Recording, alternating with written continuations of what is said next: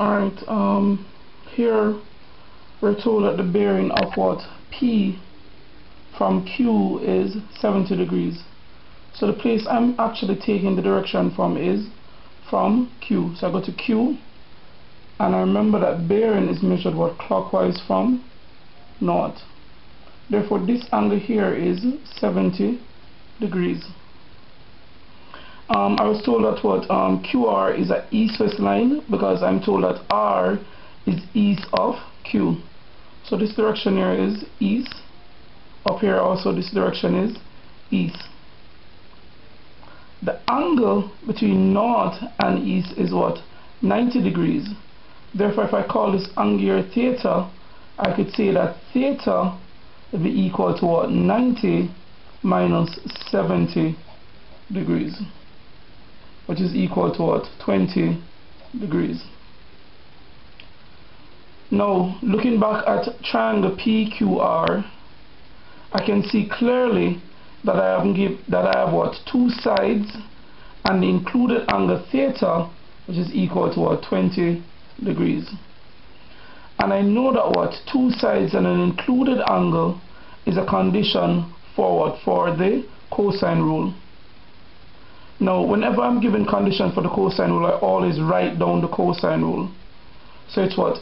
A squared is equal to B squared plus C squared minus 2 BC cosine A. I always tend to write down the cosine rule because the cosine rule is nothing more than a glorified substitution. Alright, what we're actually trying to find is we're trying to find PR, and PR I'm going to call it X. Now, from the cosine rule, the side A is always the side opposite, the included angle. Angle A over here is always the what? Included angle, and B and C are the other two sides of the triangle. Therefore, it means that what? X squared, X being the side opposite the included angle, which is 20 degrees, is equal to 5 squared plus 10 squared minus 2 times 5 times 10 times the cosine of 20 degrees.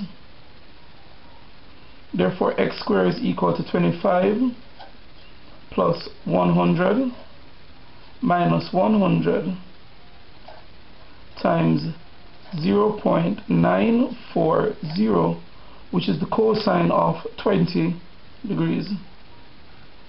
Alright, this is equal to what? 125 minus 94, which is equal to 31. So therefore x squared is equal to 31. So therefore, or it follows that what? X would be equal to the square root of 31, and x, which is what? PR, would be equal to 5.6 kilometers, and this is to 1 decimal place. Alright, in the part B of the question, we're told that angle QPR is equal to 142 degrees, and we're asked to find the bearing of what? R from P. We're asked to find the bearing of R from P. In a sense, what we're asked to find is this angle here, because we know that what? Bearing is measured what? Clockwise from what? North, and also that bearing is the angle between the north-south line and the line connecting the 2 points. It is the angle between the north-south line and the line connecting the 2 points, which are P and R. Alright, straight away we know that the angle between north and east is 90 degrees. But what we don't know in order to derive the bearing is we don't know this angle here, which is what? Alpha. Alright, to help us find out what alpha is, I'm going to call this angle here beta. Now, We must always remember that what, when doing questions on bearing, that two east-west line are parallel. So basically what I have here is basically what, two parallel lines being cut by a transversal. Therefore, angle beta would be equal to what, 20 degrees. Alright, and the reason is they are alternate or Z angles.